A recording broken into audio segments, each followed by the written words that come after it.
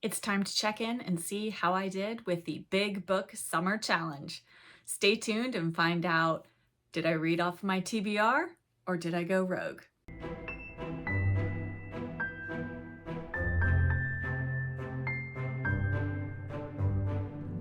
Hello book friends, I'm Jen and welcome to my reading life. And today I am going to give you a wrap up of how things went with the Big Book Summer Challenge.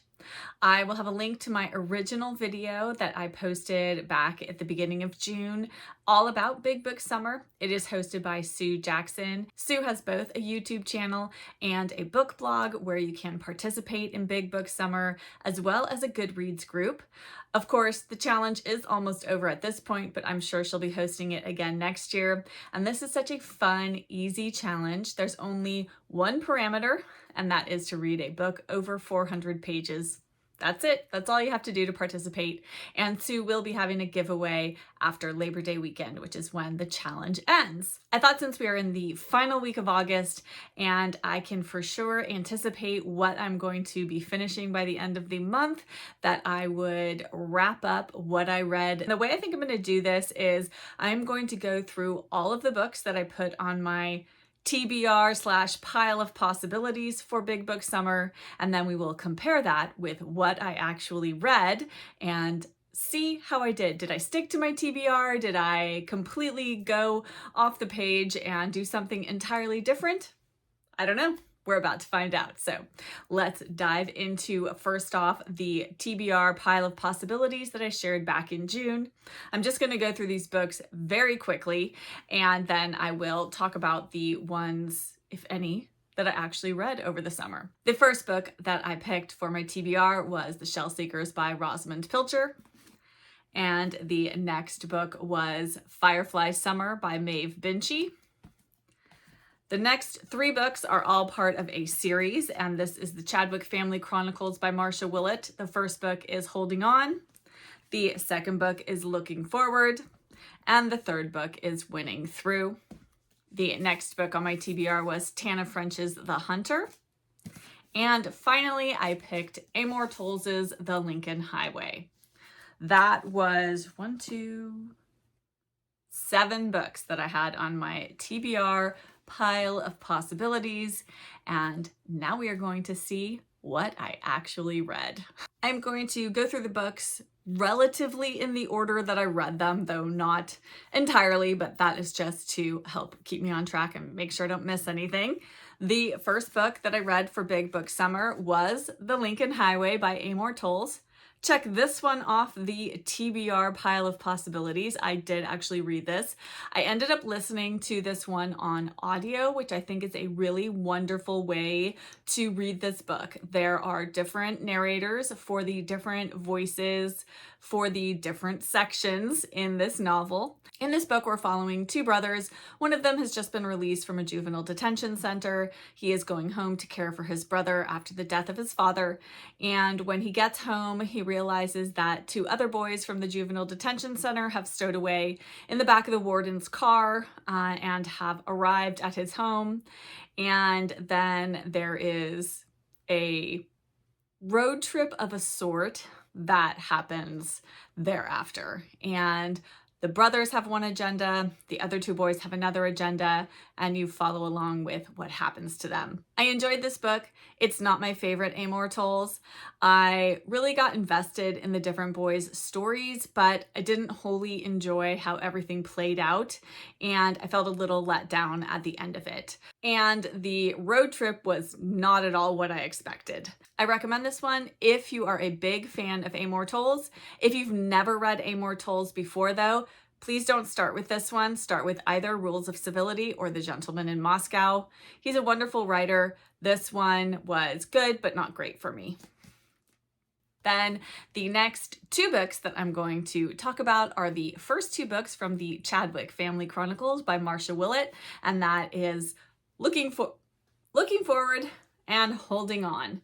And I did read both of these. I read one in June and one in July, and I did not get to the third one yet, but I am still keeping it on my TBR pile of possibilities for September. Spoiler alert for my September TBR, because I really do just want to finish the trilogy. There are a couple more books in this series, but I definitely want to read the first three in the initial trilogy and get those read in fairly close succession so that the story is fresh in my mind. And then hopefully I will be able to track down copies of the other two. One of the books, I believe, is set at Christmas, and I would love to track that one down in time to read it at Christmas this year, but we'll see if that happens. I just adored the Chadwick family. I became so invested in their stories. In the first book, we meet some of the young Chadwick children. They are coming home to the keep after the death of their parents and their older brother, and they are going to come and live with their grandmother. And of course, everybody is bereaved over this incredible loss in the family, and it is sort of how they all come together and rebuild their lives into something new. And we just follow the kids as they grow and continue following them all in Holding On. And there are some just wonderful characters, wonderful relationships in this, and I can't wait to see what happens in book 3, but this series is going to go down as a favorite of this year. I just loved it. And if you're keeping track, that is 3 books off of my original TBR for Big Book Summer. The next book is not off of my original TBR, but it is one that I am so glad I read this summer, and that is Someone at a Distance by Dorothy Whipple. This was my first Dorothy Whipple, and I read it with my good friend Elizabeth. It's funny because this was my first Dorothy Whipple novel, and it was her last Dorothy Whipple novel. It was kind of fun for us to discuss it, both coming at it from very different perspectives. I absolutely love this. Basically, we are following the breakdown of a marriage in this book and what happens therein. And Dorothy Whipple is a fantastic writer. It sounds like that would be a really depressing topic to discuss, but she does it with such a deft hand, and I was fully invested in Ellen, our main character. She is the wife in the story, and when I talked about this in my June wrap up, I mentioned that my middle name is Ellen, and I always have an affinity for characters whose names are Ellen for that very silly little reason, but that immediately attached me to her, and I was completely with her for the duration of the story. And I can't wait to read more Dorothy Whipple. And I have High Wages sitting on my shelf, so I'm hoping to get to that very soon. But I highly, highly recommend this. Again, this is going to be another favorite of the year for me. And then the next book that I read that qualified for Big Book Summer was The Firebird by Joanna Kearsley. And I read this one for the Cozy Reader Book Club. This was our July pick, and I enjoyed this. I've read a couple of other Susanna Kearsley books, and while I liked them, I didn't completely fall in love with her as a writer. But The Firebird really spoke to me. I really felt like the dual timeline, which is, I believe, how most, if not all, of Susanna Kearsley's novels are written in that dual timeline format. For some reason, it really worked well for me. In The Firebird, I was invested in both the modern storyline and the past storyline, and I find sometimes with dual timeline novels that I'm more invested in one versus the other, and I just keep waiting to get back to the other timeline when I'm reading the one I'm not as invested in. But this one, it worked for me. We are following this statue of the Firebird that a woman has brought into I think he's an art dealer, and our main character works for the art dealer, and they don't think the Firebird has any value because there's no provenance attached to it. But the main character, there's always something slightly supernatural, or perhaps there's a bit of magical realism in all of Susanna Kearsley's books. And so our main character in the modern day storyline has the ability to touch objects, and she can see into the past, into the future. She can just see things attached to whatever she is touching. And so she sees that there is something about this Firebird statue, and she gets involved with a man that she has known from her past who also has the same ability. All of that takes place in Scotland, and we go back in time first to Scotland, and then it travels to St. Petersburg, Russia. It was really interesting to learn about St. Petersburg. I did not know that much about it. I found that part of the story really fascinating. I definitely think if you are new to Susanna Kearsley, this is a great place to start. And then the next book that I read was, again, another one off of my TBR pile of possibilities, and that was The Shell Seekers by Rosamund Pilcher.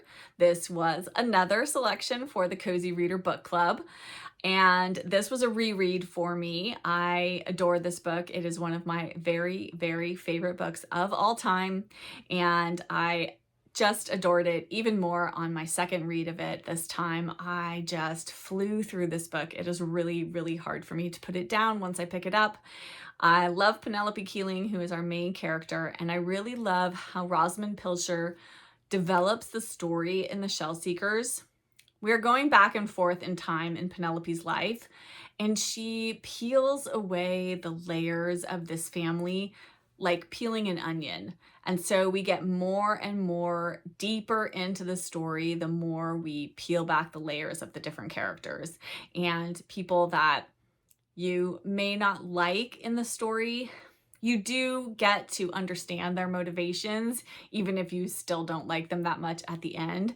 But you really get to know Penelope, and I think that's what I really love about this. And you just get to see how a family develops, what happens to them, how their relationships change over time, and how they become the people they are. And it's so, so brilliant. I want to read you my favorite quote from it. It's very short.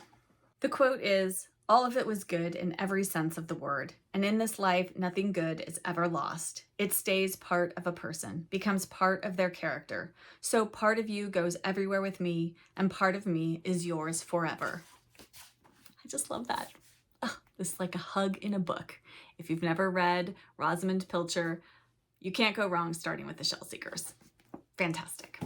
And then the last book, which I'm actually still finishing up, but I am bound and determined to finish it by the end of August and include it as part of my Big Book Summer completions. And that is this chunky book, The Annotated Emma by Jane Austen. It's a chunkster. The reason it's so chunky is that the annotations are on the opposing page. So text is only on one side and the annotations are on the opposing page. And so really the novel itself is only half this length, but with the annotations, obviously it doubles it in size. And this comes in at, oh my goodness, 900 pages, just about 897 pages. Well over the 400 pages needed to qualify for Big Book Summer, and I am just finishing up. I think I have about 11 chapters left to go, so I'm definitely going to finish it this week, and this is a reread for me. Emma is a reread for me, but I've never read the annotated edition before, and I am really enjoying all of the insights that the annotations are giving. I think if you are rereading Emma, or any Jane Austen, doing it in the annotated edition is really wonderful. If you're reading it for the first time, just read the book, just enjoy it as a novel. But if you are reading it second, third, fourth, fifth time, or whatever, then I think the annotations can really add a lot to the reading experience. I've been buddy reading this with my friend Elizabeth, and we started it for Jane Austen July, but I think we're going to finish it for Austen in August. It's just, we've both been just wanting to savor and really take in the annotations, and that just takes a little bit longer to read than if we were just reading through the novel without annotations. But this will be my final book for Big Book Summer. Let us tally up how many I actually ended up reading. So I had 7 books on my initial TBR, and I ended up reading 1, 2, 3, 4, 5, 6, and 6. That's not too bad. So I read 6 books, or I will have read 6 books by the end of this week. And 1, 2, 3, 4 of them were off of my original TBR pile of possibilities. So I read over half of what I had on my original pile of possibilities. And I think that's not too shabby. I really feel like I should add up the total number of pages I read for Big Book Summer. I'm going to do that, and then I'm going to put it here on the screen so that you guys can see how many total pages I will have read by the time Big Book Summer is over, including the annotated Emma. I bet it's going to be a pretty big number. Kind of impressive.